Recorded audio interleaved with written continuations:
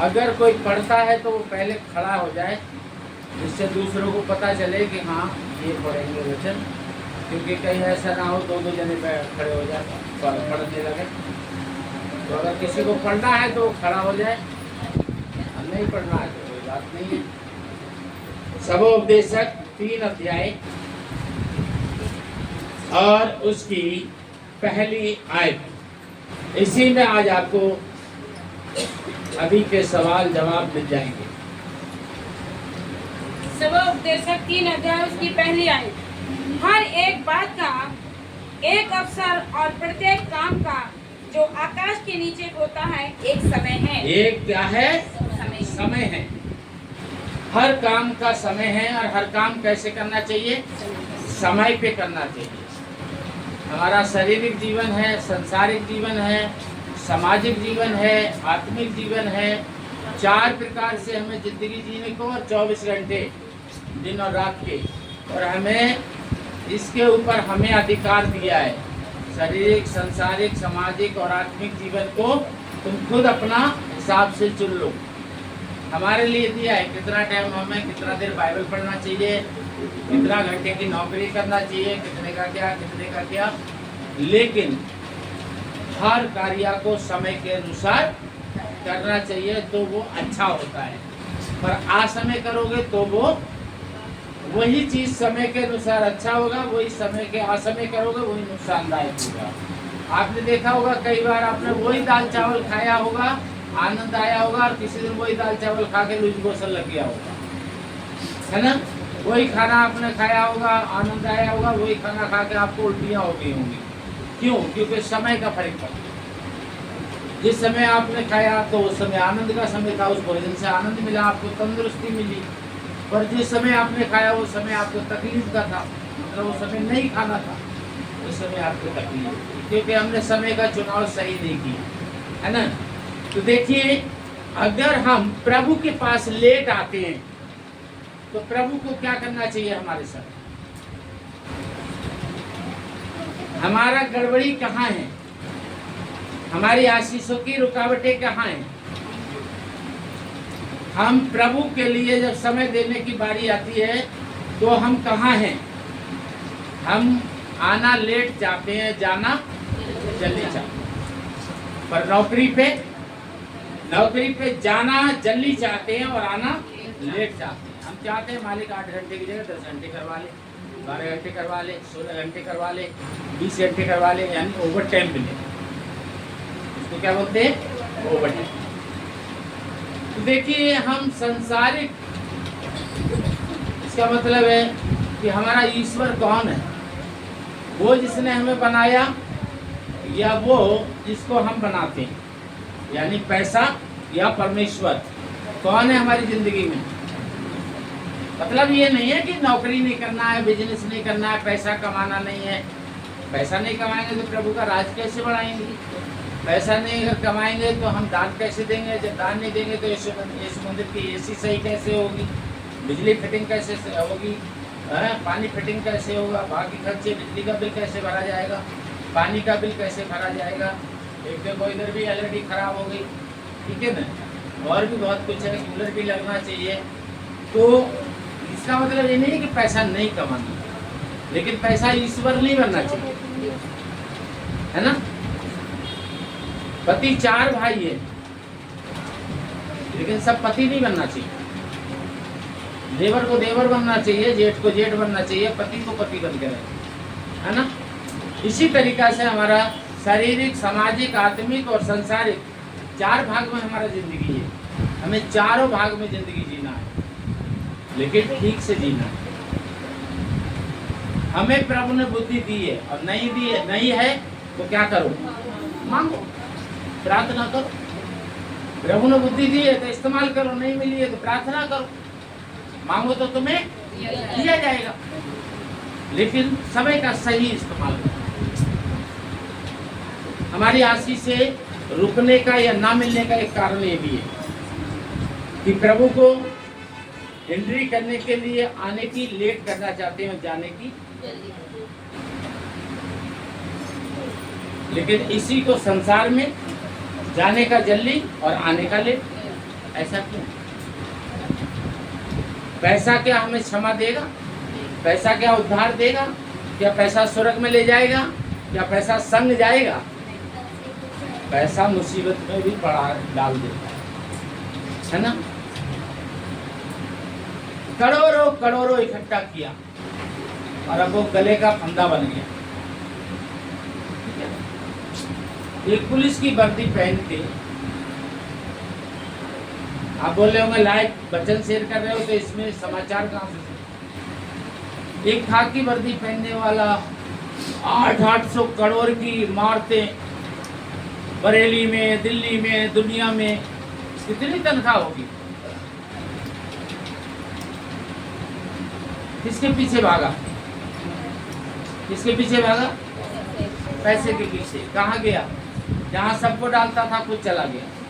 लेकिन अगर यीशु के पीछे भागता तो कहाँ जाता? स्वर्ग में जाता। संसार में ऐश करता, स्वर्ग में कैश करता, है ना? तो यीशु के पीछे भागने का मतलब धर्म बदलना नहीं है। यीशु के पीछे भागने का मतलब अपना धर्मांतर करना नहीं है, अपना धर्म बदलना नहीं है, पुराना धर्म छोड़ के कोई नया धर्म ग्रहण करना नहीं है। यीशु के पीछे चलने का मतलब, यीशु को पाने का मतलब, यीशु की महिमा करने का मतलब है यीशु के बताए हुए सिद्धांत को अपनी जिंदगी में लागू करना, है ना? यीशु ने कहा तू लालच ना करना, चोरी ना करना। अगर चोरी नहीं करता, लालच नहीं करता, यीशु को अगर ग्रहण करता, यीशु के पीछे चलता, जमीन पे ऐश करता, स्वर्ग में कैश करता। और जमीन पे ऐश नहीं रहा और तिहाड़ जेल में कैश नहीं गया। बुरे कर्म का बुरा नतीजा क्यों वही चाचा? बाइबल हमें क्या सिखाती है? बाइबल ये नहीं सिखाती है अपना धर्म परिवर्तन करो, अपना धर्मांतर करो, अपना पुराना धर्म छोड़ो, अपना नया धर्म ग्रहण करो। बाइबल ये नहीं सिखाती है, यीशु मसीह ये नहीं सिखाते। बाइबल क्या सिखाती है? बाइबल सिखाती है समय पे समय प्रभु को। यीशु मसीह सिखाते हैं मेरे जैसे बनो। अगर आप यीशु के जैसे बनेंगे, दुनिया की कोई ताकत, कोई कानून आपको सजा दे नहीं सकती है। आप यीशु के जैसे बनो, इस दुनिया की कोई कानून आपको सजा नहीं दे सकती। बाकी आशीषों की बात नहीं कर रहा मैं आज। इस दुनिया की कोई कानून ऐसी ताकत नहीं जो आपको सजा दे दे। यीशु के जैसे बनो। ईसाई मत बनो, ईसाइयों के जैसे मत बनो, यीशु के जैसे बनो, यीशु के बनो। राजा ने भी हाथ खड़े कर दिए, राजा भी कचहरी में चिल्ला पड़ा, यीशु के अंदर कोई दोष नहीं मिला। यीशु के जैसे बनो। और जब आप यीशु के जैसे जीवन जिएंगे, आपको कोई कानून लागू नहीं, क्योंकि जितने प्रभु की इच्छा पे जिएंगे उनको कोई दंड की आज्ञा। अपने उद्धारकर्ता प्रभु यीशु की इच्छा पे जियो, समय पे समय अपने प्रभु को दो, अपने प्रभु के जैसे बनो। आपके आचार विचार सोच जीवन आपके प्रभु यीशु के जैसे होना। ना ईसाई बनो, ना ईसाइयों के बनो, ना हिंदू मुस्लिम बनो, ना सिख बनो, ना कसाई बनो। हो परमेश्वर की संतान, यीशु के इकलौते पुत्र, यीशु के परमेश्वर के इकलौते पुत्र यीशु के जैसे बनो। जिस सनातन के यहोवा परमेश्वर ने आपको बनाया है, उसी सनातन के परमेश्वर यहोवा ने अपने बेटे को आपको लिए ही भेजा है। यीशु किसके लिए आया? यीशु जमीन पे आया मेरे लिए और तेरे लिए। यीशु हमारे लिए आया। यीशु हमें पापों से क्षमा करने आया। यीशु हमें पापों से बचाने आया। यीशु हमें पापों की मजबूरी मृत्यु से बचाने आया। यीशु हमें अनंत जीवन देने आया।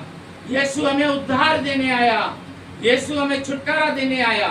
यीशु हमें चंगाई देने आया। यीशु हमें स्वर्ग की सारी आशीष देने आया। यीशु हमें पृथ्वी की सारी आशीष देने आया। यीशु हमें अपने आप को देने आया। इसलिए क्या करो? यीशु के जैसे बनो। आमीन, हालेलुया। क्या करो? यीशु के जैसे। बाइबल पढ़ने के समय बाइबल पढ़ो, प्रार्थना करने के समय प्रार्थना करो, दान के समय दान करो, भेंट के समय भेंट करो, दशमांश के समय दशमांश करो, 6 दिन बिजनेस नौकरी का काम करो, 7वां दिन प्रभु के मंदिर में जाने का समय नियुक्त करो। आपको पता है यीशु मंदिर में हमें कै बजे जाना है? यीशु मंदिर में, इसका मतलब है उतने बजे हमें जाना चाहिए। चोरी तो चोरी है। आप लाख की करेंगे जेल में जाएंगे, 1000 की करेंगे जेल में जाएंगे, 100 की करेंगे जेल में जाएंगे, 10 की करेंगे जेल में जाएंगे। चोरी तो चोरी है। चोरी करेंगे क्या होगा? डंडे पड़ेंगे। अगर आप यीशु का नाम लेते हैं, चर्चों में जाते हैं, फिर भी बुरा जिंदगी जीते हैं, यीशु का नाम लेने वाले अगर गोलियां चलाते हैं, चाकू चलाते हैं, लोगों की हत्याएं करते हैं, चोरी करते हैं, मारपीट करते हैं, गालियां देते हैं, यानी नाम यीशु का लेते हैं, जिंदगी बुरी जीते हैं, यीशु आपके लिए कोई प्रार्थना नहीं सुनेंगे। यीशु आपके लिए कोई प्रार्थना नहीं सुनेंगे। आप जिंदगी तो शैतान की जीते हैं, नाम यीशु का लेते हैं, आपका उद्धार होने वाला नहीं है, आपका छुटकारा होने वाला नहीं है, आपको चंगाई मिलने वाली नहीं है, आपको आशीष मिलने वाली नहीं है, आपको आनंद जीवन मिलने वाला नहीं है। आप जीवन जी रहे हैं, आपके कर्म है शैतान वाले, और आपके होठों से नाम है यीशु।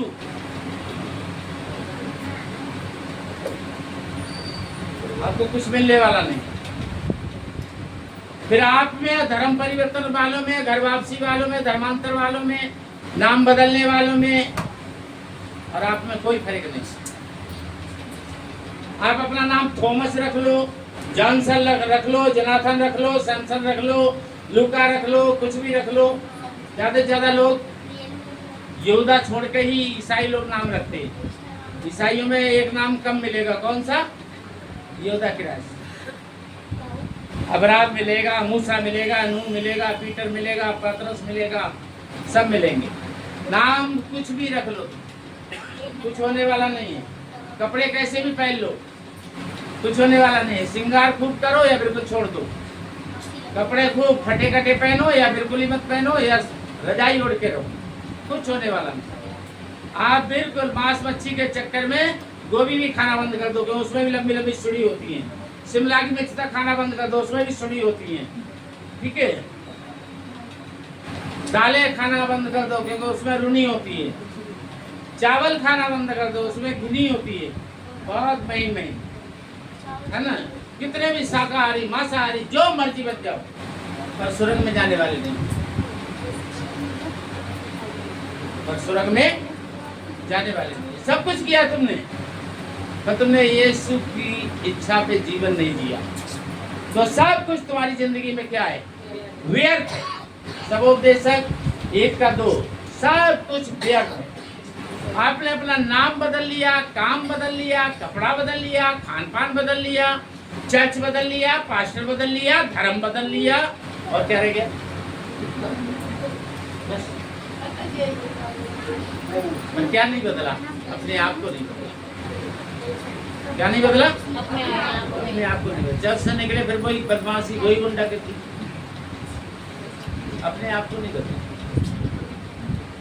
आपको स्वर्ग मिलने वाला नहीं, बाकी बहुत कुछ मिलेगा, पर जो मिलना चाहिए वो नहीं मिलेगा। क्या चाहिए? यीशु कहता है, एक चिल्ला रहा है, प्रभु मुझ पर भी दया करो। चेले उसको डांट रहे, प्रभु आप तू क्या चाहता है कि मैं तेरे लिए कर? कहता है, प्रभु मैं तुझे देखना चाहता हूँ। कहता है, मैं भी यही चाहता हूँ कि तू मुझे देखे। और क्या हुआ? लंबी दुआओं की जरूरत नहीं है, जरूरत नहीं है कि मैं तुम्हारे बीच में आऊं और सबके ऊपर सिर पे हाथ हाथ रख के एक दूसरे के ऊपर गिराऊं आपको, या खड़ा होके आपको गिराऊं, या फिर बैठे पे गिराऊं, या फिर ये करूं, या फिर वो करूं, और तब जाके है, या फिर आंख नाक का पता ही नहीं चलेगा पर्दा में किधर है।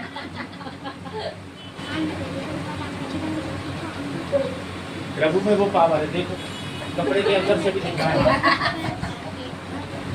प्रभु आके बोलता है। लोग क्या करते हैं, आके ढकवाते हैं। कोई तो यहाँ है ऐसा, कोई तो ऐसा है जो धमका रहा है। बताओ यीशु के नाम से कौन धमका रहा है तुम्हारे लिए? मुंह नहीं उघाड़ना। कोई तो धमकी देने वाला है यहाँ, इसने बैन लगाया है। तुम भी गाओ, यीशु क्या कसूर था मेरा, तो मुझे मुझ छुपाना पड़ा। लाइफ चल रही है, सोच रहे होंगे पास्टर कैसा है, क्या बोल रहा है। मेरा मतलब इससे नहीं है मुंह ढांकने और उगाड़ने से। मेरा मतलब तो ये है कि हम ये सब जो रीति रिवाजें हैं इनसे स्वर्ग मिलने वाला नहीं। दुनिया की रीति रिवाजों से उद्धार मिलने वाला नहीं है। काफी लोग कहते हैं यीशु को मानते हैं तो बच्चा पैदा होता है तो ऐसे करना चाहिए, ये रीति रिवाज, ये जन्मदिन होता है तो उसमें ऐसे नहीं, ऐसे होना चाहिए। शादी की सालगिरह होती है तो ये नहीं होना चाहिए, ये होना चाहिए। शादी होती है तो शादी में ये होना चाहिए, ये होना चाहिए। संडे को चर्च में प्रभु भोज ऐसे नहीं होना चाहिए, ऐसे होना चाहिए। आराधना ऐसे नहीं होना चाहिए, ऐसे होना चाहिए। वचन का प्रचार ऐसे होना चाहिए, बैठने वाले ऐसे बैठना चाहिए। रीति रिवाजों से स्वर्ग मिलने वाला किससे मिलेगा? स्वर्ग तो मेरे स्वर्ग के राजा यीशु से मिलेगा। Hallelujah, hallelujah. स्वर्ग तो मेरे स्वर्ग के राजा यीशु से मिलेगा। अगर यीशु आपको नहीं मिला, सारी रीति रिवाजें कर ले तो याद रखना फिर स्वर्ग नहीं मिलेगा।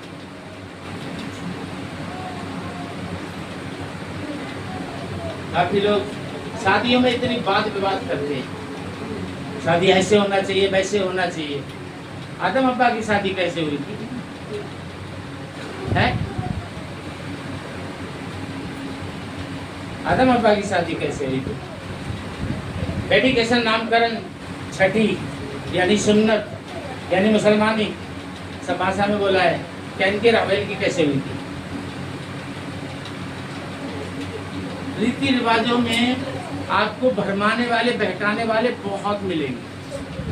बहुत से विश्वासी आपको बहकाने आपके घर आएंगे, बहुत से पास्टर आपको बहकाएंगे, ठीक है। आप उनके पास नहीं जाओगे, वो आपके पास नहीं जाएंगे तो यूट्यूब पे भड़का देंगे आपको, फेसबुक पे, इंस्टाग्राम पे, व्हाट्सएप पे आपको आपकी कीमती खजाने से अलग कर देंगे। कीमती खजाना क्या है आपका? प्रभु यीशु पे विश्वास। इसलिए क्या हो, हर काम समय के अनुसार करो। आमीन, हालेलुया। हर काम समय के अनुसार करो और समय के अनुसार सावधान रहो। सावधान बहुत जरूरी है।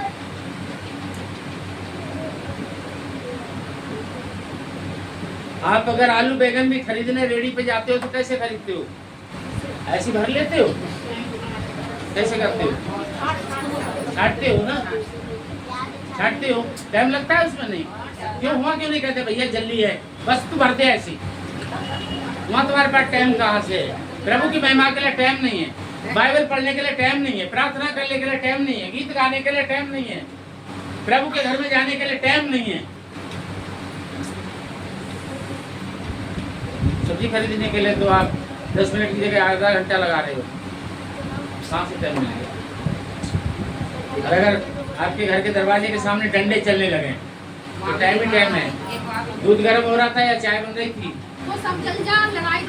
टाइम कहाँ से आ गया टाइम? यही कारण है। अगर ऐसे हैं तो फिर सब कुछ तो मिल सकता है, क्या नहीं मिलेगा? जो वो देने आया वो नहीं मिलेगा। इसलिए कहो कि हे प्रभु, मेरी नहीं तेरी इच्छा पूरी हो। जो मुझे चाहिए वो मत दे, लेकिन जो तू देने आया है वो मुझे। और उसके लिए आपको कुछ नहीं करना है। आपको अपना भोजन, अपने कपड़े, अपना नाम, अपना धर्म, अपनी जात, अपना शहर, कुछ भी बदलने की जरूरत।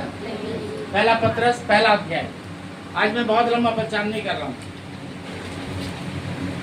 पहला पत्रस पहला अध्याय 14 आयत। जो वो देने आया वो आपको मिल जाए, इसके लिए आपको क्या करना जरूरी है?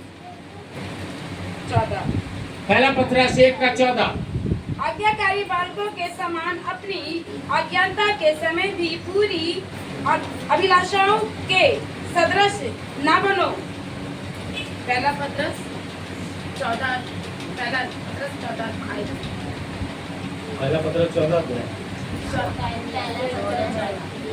एक का 14 बोला। इधर की बाइबल रखो, ये बाइबल वापस करके आना, अगले संडे मत लाना। इसमें पत्रस 14 अध्याय तक हो, ऐसी बाइबल इधर नहीं चलेगी। पहला पत्रस 14 वही पढ़ाया पास्टर जी मैंने। लाइव चल रहा है, वही पढ़ाया। क्या पढ़ा वो मैं नहीं कह रहा, लेकिन क्या बोला, ठीक है। पहला अध्याय 14 आयत में सुना आपने क्या लिखा है? सुनिए। आज्ञाकारी बालकों के समान अपनी अज्ञानता के समय की पुरानी अभिलाषाओं के सदृश ना बनो। क्या करो? जिसको मानते आए उसकी ढाल अभी मत जियो। अब जिसको मानने लगे हो उसकी इच्छा के अनुसार जियो। कुरिन्थियों में क्या लिखा है? अब जो मसीह में है। कब अपने पड़ोसी को बताओ, अब जो मसीह में है। कब? अब जो मसीह में है वो एक नई सृष्टि है। पुरानी बातें अब सब कुछ, बस और कुछ करने के लिए अपनी जिंदगी से पुरानी बातों को बिता दो, भुला दो। शैतान वाला जो शैतान के साथ जब उसकी महिमा करते थे, तब उसकी इच्छा पे जीते थे, वो जिंदगी जीना छोड़ दो। अब यीशु की महिमा करते हो, यीशु की इच्छा पे जीना शुरू कर दो। कोई धर्म छोड़ना, ग्रहण करना, घर वापसी, ये वो दुनिया के ये रीति रिवाजों में कुछ नहीं है ना। कितने आएंगे आपसे बोलेंगे सोना चांदी नहीं पहनना। अरे अभी तक तो यही है कि ऐसा कपड़ा नहीं पहनना, खाना नहीं खाना, मरे में नहीं जाना, पैदा में नहीं जाना, जिंदे में नहीं जाना। और ऐसे लोग भी आ सकते हैं, बोलेंगे अगर तेरा पति विश्वासी ना हो तो उसको मार के भगा। अनविश्वासी के साथ नहीं रहना, है ना। तेरा बच्चा विश्वासी नहीं तो उसके साथ नहीं रहना। ऐसे गलत गलत शिक्षा वाले भी आ सकते हैं, सावधान रहो। इन सब से कुछ होने वाला नहीं है। उद्धार तो यीशु से। परमेश्वर ने जो बात की है उसको आपको पढ़ा लिखा और अनपढ़ होना कोई मतलब नहीं रखता। जो परमेश्वर ने आवाज दी है उसको अच्छे से याद कर लो। परमेश्वर ने मुझसे और आपसे कहा है कि देखो जो तुम्हारे पास है वो मेरा प्रिय पुत्र है, और उसी की सुनो। किसी विश्वासी की, अनविश्वासी की, पास्टर की मत सुनो। किसकी सुनो? जो परमेश्वर का इकलौता प्रिय पुत्र है उसी की सुनो। वो तुम्हें कभी धोखा नहीं देगा, वो तुम्हें कभी छोड़ेगा नहीं, वो तुम्हें रीति रिवाजों में फंसाएगा नहीं, वो तुम्हें जमीन पे भी ऐश कराएगा, स्वर्ग में भी ऐश कराएगा। दुनिया जब आपको बिल्कुल मुंह मोड़ लेगी तो यीशु कहेगा आ मेरी बेटी, आ मेरे बेटा। हालेलुया। वो यीशु है। जिस समय दुनिया में कोई आपके पास नहीं आने को तैयार होगा, उस समय यीशु आपके आगे खड़ा होगा, कहेगा चला मेरी बेटी और चला मेरा बेटा। बनना है तो यीशु के जैसे बनो। ना हिंदू बनो, ना मुस्लिम बनो, ना सिख बनो, ना ईसाई बनो, ना कसाई बनो। परमेश्वर के बनाए हुए हो, परमेश्वर की संतान प्रभु यीशु के जैसे बनो। 15 पर जैसा तुम्हारा बुलाने वाला पवित्र है, वैसे ही तुम भी अपने सारे चाल चलन में पवित्र बनो। बोले यीशु मसीह की केवल अपने प्रभु यीशु की सुनो और अपने प्रभु यीशु के जैसे बनो। बहकाने वालों से, भरमाने वालों से सावधान। इसलिए खुद बाइबल पढ़ो, बाइबल में समय दो, प्रार्थना में समय दो, बार बार बाइबल को समय दो, बार बार प्रार्थना में यीशु को समय दो। नौकरी के समय नौकरी करो, बिजनेस के समय बिजनेस करो, घर में काम के समय घर में काम करो। मेहमानियों में जाना है तो मेहमानी में, मैके जाना है मैके जाओ, ससुराल रहना है ससुराल रहो। ठीक है, बाप के घर रहना है बाप के घर रहो, बीवी के बाप के घर रहना है तो बीवी के बाप के घर रहो। और सब काम समय पे करो। सब जगह जाना आना भी जरूरी है। अगर आप किसी रिश्तेदार के दरवाजे पे नहीं जाते हैं, याद रखना एक दिन आपका रोने की बारी आ रही है। आपकी जिंदगी में कोई रिश्तेदार की इज्जत नहीं है, आपकी जिंदगी में दोस्त की इज्जत नहीं है, आपकी जिंदगी में पड़ोसी की इज्जत नहीं है, आपकी जिंदगी में अपने गली मोहल्ला के लोगों की इज्जत नहीं है। आपकी दृष्टि में अगर समाज की इज्जत नहीं है, आपके रोने के दिन शुरू होने वाले हैं। क्योंकि जिस दिन आप एक बड़ी मुसीबत में पड़ेंगे, कौन होगा तुम्हारा? आजकल ऐसी शिक्षाएं बहुत हैं, तुम तो यीशु के हो, यहाँ नहीं जाना, वहां नहीं जाना, इसके में नहीं जाना, उसके में नहीं जाना। ऐसे दिन तुम पे पड़ेगी तब। ऐसे भरमाने वाले भटकाने वाले आए तो उनको अच्छे से दरवाजे पे बैठा लो और बोलो कि हम कहीं नहीं जाएंगे, जिस दिन जरूरत पड़ेगी तू आएगा। भरमाने वाला दिखाई नहीं देगा, भरमा के चला जाएगा। ये दुष्ट आत्माएं हैं, भरमाने वाली मनुष्य के रूप में घूम रही हैं। दुष्ट आत्मा बाइबल लेके भी घूमती हैं। आपको पता है बाइबल में लिखा है, शैतान बाइबल के बारे में हमसे तुमसे ज्यादा जानता है। दुष्ट आत्माएं भी बाइबल लेके घूमती हैं। पास्टर के रूप में भी दुष्ट आत्मा हो सकती है, विश्वासी के रूप में हो सकती है, अनविश्वासी के रूप में हो सकती है। इसलिए ज्यादा से ज्यादा बाइबल पढ़ने में समय बिताया करो, ज्यादा से ज्यादा प्रार्थना करने में समय बिताया करो, ज्यादा से ज्यादा एक दूसरे के साथ मिला करो ताकि मजबूत बने। लेकिन जब मिलो प्रभु में होकर, ये नहीं उसकी नाक ऐसी है, उसके कान ऐसे हैं, उसके गाल ऐसे हैं, उसके होंठ ऐसे हैं, वो चलती ऐसे है, वो करता है ऐसे है। इसके लिए नहीं मिलो। इसके लिए मिलोगे तुम्हारे बुरे दिन शुरू होने वाले। प्रभु साफ कहता है, जो तू खुद करता है दूसरों को उंगली उठाता है। तू जो खुद करता है दूसरों पे उंगली उठाता है, दूसरे के तिनका बताता है, खुद लाठा लगा के घूमता है। क्योंकि ये वचन मेरे लिए भी है। सजा क्षमा मुझे भी चाहिए, मेरे कर्मों के कारण सजा, यीशु के अनुग्रह के कारण क्षमा। जो आपको चाहिए मुझे भी चाहिए, वचन मेरे लिए भी है। ऐसा नहीं है कि मैं यहाँ खड़ा हूँ तो कोई बगला भगत हूँ, मैं कबूतर भगत भी नहीं हूँ। कोई धर्मी नहीं और एक भी धर्मी नहीं, सबने पाप किया है, सब परमेश्वर की महिमा से रहित है। पर जितने भी पापों की क्षमा मांगेंगे वो उन सब के लिए माफ करने में विश्वासी होगा। और कौन?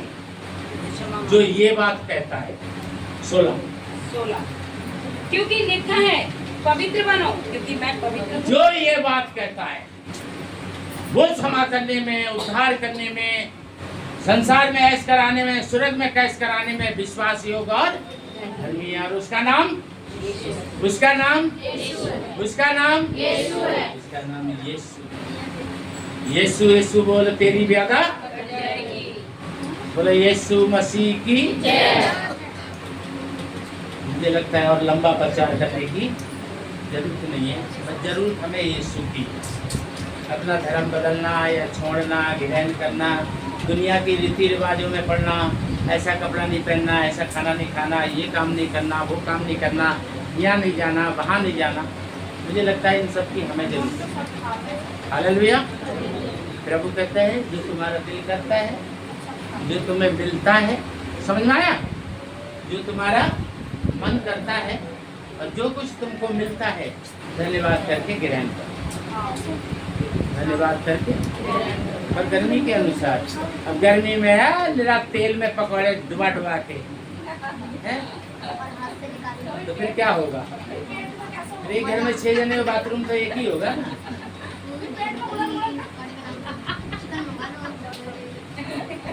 वो जो कुछ करो समय के अनुसार करो, प्रभु जी के मर्जी के मुताबिक करो। जैसे यीशु हैं वैसे बनो। ना हिंदू बनो, ना मुसलमान, ना सिख बनो, ना ईसाई बनो।